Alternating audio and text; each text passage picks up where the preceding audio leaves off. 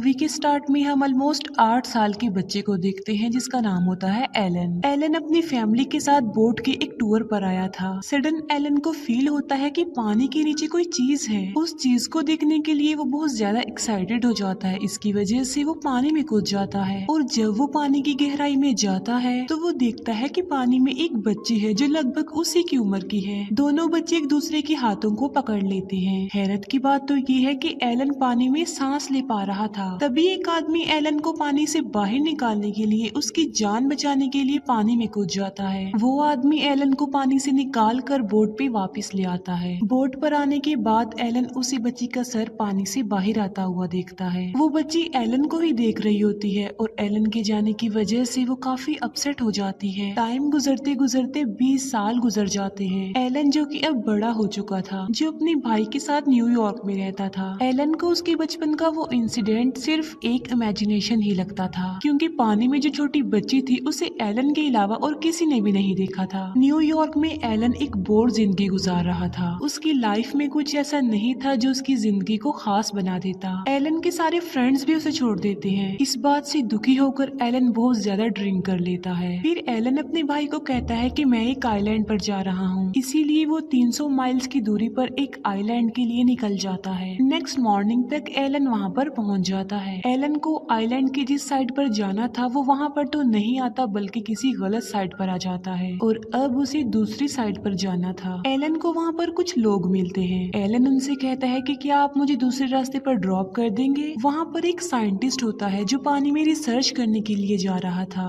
वो सोचता है कि एलन को किसी दूसरे साइंटिस्ट ने उसके काम पर नजर रखने के लिए भेजा है, इसीलिए ना तो वो एलन से ठीक से बात करता है और उसे अपने साथ ले जाने से भी इनकार कर देता है। एलन को वहाँ पर एक छोटी बोट वाला मिल जाता है। एलन उस बोट में बैठकर दूसरी साइड पर जाने लगता है, लेकिन समंदर के बिल्कुल बीच में उनकी बोट खराब हो जाती है। जिस आदमी की बोट होती है वो पानी में कूद जाता है, क्योंकि उसे स्विमिंग करना आती थी। वो आदमी एलन को कहता है कि मैं बहुत जल्द एक छोटी बोट लेकर आ रहा हूँ अपने साथ। एलन पूछता है कि क्या इससे भी कोई छोटी बोट है, क्योंकि जिस बोट में वो बैठा हुआ था वो भी काफी छोटी थी। वो आदमी वहाँ से निकल जाता है और एलन समंदर के बिल्कुल बीच में अकेला ही फंस जाता है। मुसीबत की बात तो ये थी कि एलन को स्विमिंग भी नहीं आती थी। फिर एलन बोट स्टार्ट करने की कोशिश करता है। बोट तो स्टार्ट हो जाती है, लेकिन एलन खुद जाके पानी में गिर जाता है। बोट जो कि चल रही होती है और एलन के चारों तरफ घूमना शुरू कर देती है। अब वो बोट एलन की तरफ आ रही थी और एलन का सर उस बोट से टकरा जाता है। अब एलन बेहोश होकर पानी में डूबने लगता है। जब एलन को होश आता है तो वो खुद को बीच पर पाता है। एलन के सामने वहीं पर एक लड़की खड़ी होती है। एलन उस लड़की से उसका नाम पूछता है, लेकिन वो कोई आंसर नहीं करती। वो एलन के करीब आती है और फिर दोबारा से समंदर की तरफ चली जाती है। एलन उसे कहता है कि मुझे स्विमिंग नहीं आती तो मुझे अपना कॉन्टेक्ट नंबर ही दे दीजिए, लेकिन वो एलन को बगैर कुछ जवाब दिए ही पानी में चली जाती है। यहाँ पर हम ये जान पाते हैं कि ये जो लड़की होती है असल में ये एक मरमेड थी, एक जलपरी थी। वो लड़की समंदर में अब उस जगह पर जाती है जहाँ एलन उसे मिला था। वो देखती है कि वहाँ पर एलन का वॉलेट भी है, उसके कार्ड्स भी हैं और उस पर उसका एड्रेस भी मेंशन है। पानी में डूबी हुई एक शिप के पास वो जलपरी जाती है। वहाँ पर एक नक्शा भी होता है जिसे वो जलपरी चेक करती है। नक्शे की मदद से उसे एलन का घर पता चल चुका था। इसके बाद एलन वापिस न्यूयॉर्क में आ जाता है। जो मरमेड होती है, जो जलपरी होती है, वो भी न्यूयॉर्क आ जाती है। अब क्योंकि वो मरमेड कपड़ों के बगैर पानी से बाहर आई थी तो सब लोग उसे कपड़ों के बगैर देखकर काफी एक्साइटेड हो जाते हैं। मरमेड को चारों तरफ से घेर लिया जाता है। भीड़ होने की वजह से पुलिस भी वहाँ पर आ जाती है। फिर पुलिस उसे कपड़े पहनाकर अपने साथ ले जाती है। अब क्योंकि मरमेड के पास एलन का वॉलेट था तो पुलिस एलन से कांटेक्ट करके उसे पुलिस स्टेशन बुला लेती है। एलन जब पुलिस स्टेशन आता है तो वो उसी लड़की यानी मरमेड को वहाँ पर देखता है। एलन उसे देखकर फौरन समझ जाता है कि ये तो वही लड़की है जिसने आइलैंड पर मेरी जान बचाई थी। एलन उसे देखकर खुश हो जाता है और वो लड़की भी एलन को देखकर खुश हो जाती है और वो एलन के पास आती है। एलन यहाँ पर ये समझता है कि शायद ये लड़की बोल नहीं सकती। ये मरमेड जब पानी में होती है तो इसकी दुम भी होती है और जब ये पानी से बाहर आती है तो इसके इंसानों जैसे पाँव निकल आते हैं।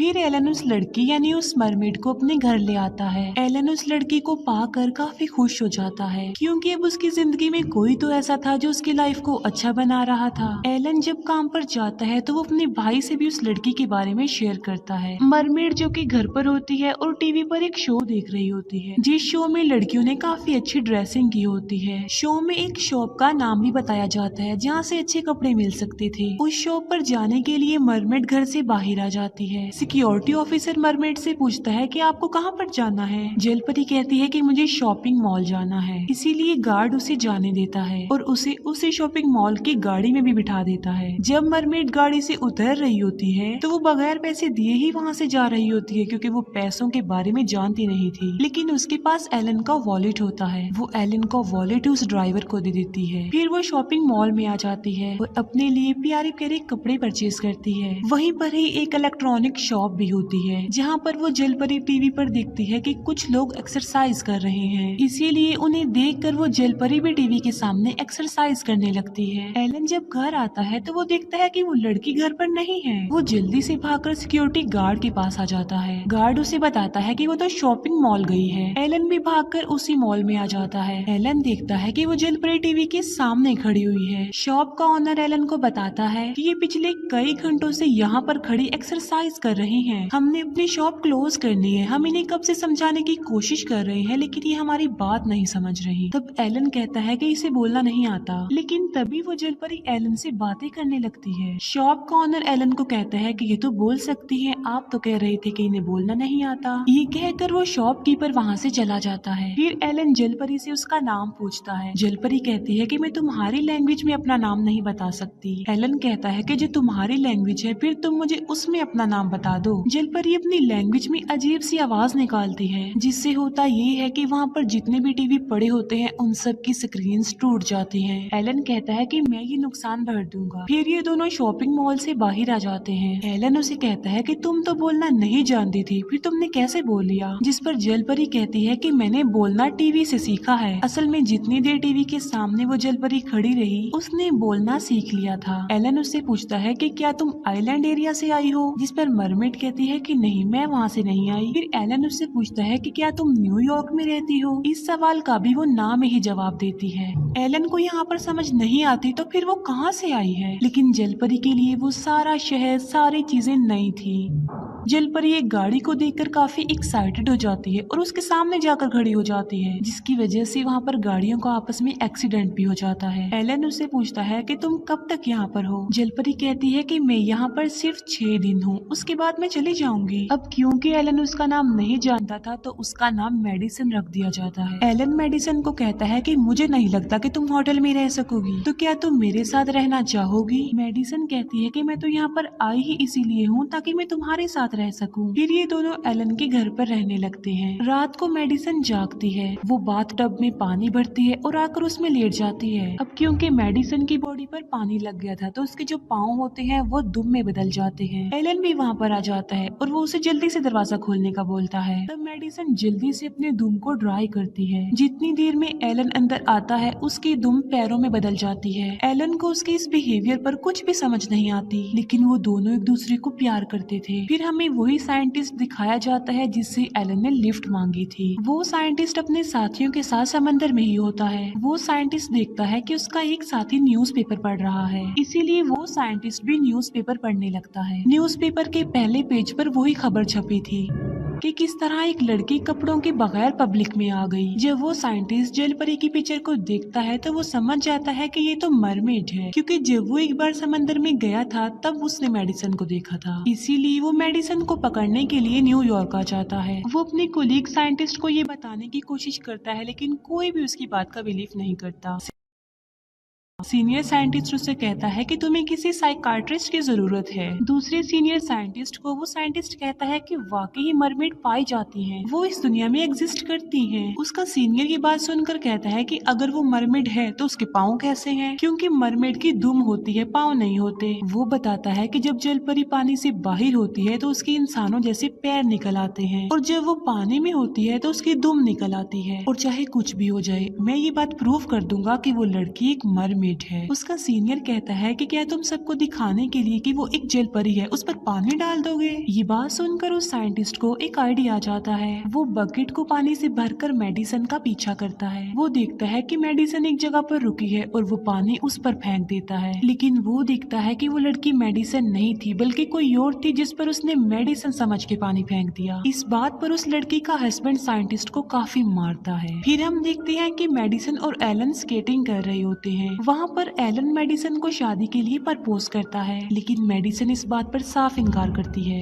वो कहती है कि मेरे पास सिर्फ 3 दिन है और इन 3 दिनों में मैं अपनी लाइफ को एंजॉय करना चाहती हूँ। इस बात से एलन को काफी दुख होता है। वो उसे कहता है कि मैं तुम्हारे बारे में जानना चाहता हूँ, मैं तुम्हारे साथ लाइफ स्पेंड करना चाहता हूँ। मेडिसन कहती है कि मैं तुम्हें अपनी रियलिटी नहीं बता सकती क्योंकि तुम उसे एक्सेप्ट नहीं करोगे। गुस्से में आकर एलन उसे कहता है कि आखिर तुम कहाँ से आई हो जहाँ पर लोग कपड़े नहीं पहनते, उन्हें बोलना नहीं आता, म्यूजिक नहीं सुनते। मेडिसन इस बात से नाराज होकर वहाँ से भाग जाती है। एलन मेडिसन को काफी ढूंढता है लेकिन वो उसे कहीं पर भी नहीं मिलती। अगली सुबह हम मेडिसन को समंदर के किनारे पर खड़ा हुआ देखते हैं। वो समंदर में वापस जाना नहीं चाहती थी, इसीलिए वो दोबारा वापस एलन के पास ही आ जाती है। वो एलन को कहती है कि ठीक है, मैं तुमसे शादी कर लेती हूँ, लेकिन सबसे पहले मैं तुम्हें अपनी रियलिटी बताऊंगी। एलन कहता है कि मैं तो सुनना चाहता हूँ तुम्हारी रियलिटी। मेडिसन उसे कहती है कि अब नहीं, मैं तुम्हें फिर बताऊंगी। ये दोनों लिफ्ट के जरिए अपने घर आने लगते हैं। दूसरी तरफ हम उसी साइंटिस्ट को देखते हैं जो कि मेडिसन का वेट कर रहा होता है, क्योंकि वो मेडिसन पर पानी फेंककर उसकी रियलिटी सबके सामने लाना चाहता था कि वो एक जल परी है। एलन और मेडिसन जब लिफ्ट में होते हैं तो वो भागकर ऊपर जाता है। वहाँ पर जो वाटर पंप होता है वो उसे तोड़कर लिफ्ट के आगे खड़ा हो जाता है। जैसे ही लिफ्ट का दरवाजा खुलता है तो वो पानी फेंकने लगता है। यहाँ पर एलन और मेडिसन नहीं होती बल्कि वही कपल होता है जिस पर वो पहले भी पानी फेंक चुका था, और उस लड़की का हस्बैंड फिर से उस साइंटिस्ट को बहुत पीटता है। वहाँ पर एलन और मेडिसन इसीलिए नहीं थे क्योंकि वो वापस चले गए थे। एलन मेडिसन को कहता है कि मैं आज रात ही तुमसे शादी करूंगा। फिर वो दोनों एक पार्टी में चले जाते हैं और वो साइंटिस्ट वहाँ पर भी पहुँच जाता है। उसने वाटर टैंक को अपने पीछे कपड़े से कवर किया हुआ था, लेकिन इससे पहले कि वो मेडिसन पर पानी फेंक कर उसे गीला करता, वहाँ पर सिक्योरिटी गार्ड्स आकर उसे बाहर निकाल देते हैं। तभी एलन और मेडिसन भी पार्टी से बाहर आ जाते हैं और वहाँ पर पूरी मीडिया भी पहुँच चुकी थी। वो साइंटिस्ट मेडिसन को देख लेता है। वो पानी उस पर फेंककर उसे गीला करने लगता है। देखते ही देखते मेडिसन के इंसानों जैसे पांव दुम में बदल जाते हैं। एलन समेत सब लोग ये देखकर काफी शॉक्ड रह जाते हैं। फिर हम देखते हैं कि साइंटिस्ट ने एलन को भी पिछले कई घंटों से पानी में बगैर कपड़ों के खड़ा किया हुआ था, क्योंकि वो समझ रहे थे कि एलन भी पानी का एक मॉन्स्टर ही है। एलन काफी चिल्लाता है कि मैं इंसान हूँ, मैं बदलने वाला नहीं हूँ। इसके बाद उस जल परी को भी उसी पानी में छोड़ दिया जाता है। वो एलन को कहती है कि मैंने तुम्हें कहा था ना कि तुम मेरी रियलिटी को एक्सेप्ट नहीं करोगे। मेडिसन एलन के पास आती है लेकिन एलन उससे पीछे हट जाता है। इस बात की वजह से मेडिसन को काफी दुख होता है। साइंटिस्ट समझ जाते हैं कि एलन एक इंसान है, इसीलिए वो नहीं बदलेगा, तो उसे छोड़ दिया जाता है। लेकिन जब वो बाहर आता है तो पूरी मीडिया उसे घेर लेती है। लेकिन तभी वहाँ पर एलन का भाई आता है और उसे वहाँ से ले जाता है। एलन का भाई उसे समझाने की कोशिश करता है कि तुम दोनों एक दूसरे को बहुत प्यार करते हो। एलन मेडिसन की रियलिटी जानकर काफी शॉक्ड हो जाता है, लेकिन अभी भी वो उससे प्यार करता था। लेकिन फिर उसे इस बात का एहसास भी होता है कि वो मेडिसन से बहुत प्यार करता है। मेडिसन पर पिछले कई घंटों से एक्सपेरिमेंट्स किए जा रहे थे, जिसकी वजह से उसका रंग पीला हो गया था। वो साइंटिस्ट अपने बाकी साथियों को बताता है कि मुझे लगता है कि जलपरी की तबीयत ठीक नहीं है, लेकिन जो सीनियर साइंटिस्ट होता है वो उसकी बातों को इग्नोर करता है। वो कहता है कि कल हम इस मरमेड का अंदरूनी टेस्ट करने वाले हैं। इस बात से उस साइंटिस्ट को अपनी गलती का एहसास होता है कि उसने अच्छा नहीं किया, लेकिन अब वो मेडिसन को बचाने के लिए कुछ कर भी नहीं सकता था, क्योंकि मेडिसन गवर्नमेंट की फुल सिक्योरिटी में थी। लेकिन एलन किसी तरह उस साइंटिस्ट तक पहुंच जाता है। फिर एलन, उसका भाई और वही साइंटिस्ट मिलकर उसी रिसर्च सेंटर में जाते हैं जहां पर मेडिसन को रखा हुआ था, और वहां के सिक्योरिटी गार्ड्स को वो अपनी बातों में फंसाकर एलन और वो साइंटिस्ट मेडिसन को वहां से बाहर निकालने में कामयाब हो जाते हैं। फिर उसी रिसर्च सेंटर में बड़े बड़े डॉक्टर्स, बड़े बड़े साइंटिस्ट आते हैं और वो देखते हैं कि जहाँ पर मेडिसन यानी उस जल परी को होना चाहिए था, वहाँ पर वो तो नहीं है बल्कि एलन का भाई है। यानी इसका मतलब साफ था कि मेडिसन वहाँ से जा चुकी है, इसीलिए मिलिट्री, गवर्नमेंट और साइंटिस्ट उनका पीछा करने लगती है। लेकिन किसी तरह एलन और मेडिसन समंदर के किनारे पहुंच जाते हैं। मेडिसन एलन को कहती है कि मैं हमेशा तुम्हारे साथ रहना चाहती हूँ। एलन कहता है कि ऐसा पॉसिबल नहीं हो सकता, क्योंकि गवर्नमेंट को तुम्हारी रियलिटी के बारे में पता चल गया है और वो किसी भी सूरत तुम्हें छोड़ने वाले नहीं है। मेडिसन उससे कहती है कि मैं अगर यहाँ पर नहीं रह सकती, तुम तो मेरे साथ जा सकते हो, क्योंकि जब तुम छोटे थे, जब तुम 8 साल के थे, तब भी तो तुम्हें पानी में सांस आ गया था। एलन ये सुनकर काफी शॉक्ड रह जाता है, क्योंकि इस बात को अभी तक वो इमेजिनेशन ही समझ रहा था। और बचपन में जो छोटी बच्ची उसके साथ पानी में थी, वो कोई और नहीं बल्कि वो मेडिसन थी। इतनी ही देर में वहाँ पर मिलिट्री भी पहुँच जाती है। इसी वजह से मेडिसन पानी में कूद जाती है। थोड़ी देर बाद एलन भी पानी में कूद जाता है। क्योंकि एलन को तैरना नहीं आता था, तो वो पानी में डूबने लगता है। फिर पानी में मेडिसन एलन के करीब आती है, जिसकी वजह से अब एलन पानी में भी सांस ले पा रहा था। उन्हें पकड़ने के लिए मिलिट्री के लोग भी वहाँ पर आते हैं। तब मेडिसन और एलन उनके फेस से मास्क हटा देते हैं, जिससे वो अब सांस नहीं ले पा रहे थे। फिर ये दोनों वहाँ से निकल जाते हैं और मेडिसन एलन को अपनी दुनिया में ले जाती है। वो दोनों एक दूसरे से बहुत प्यार करते थे और वो हमेशा के लिए एक दूसरे के साथ रह गए। यहीं पर ही ये मूवी एंड हो जाती है। Thank you.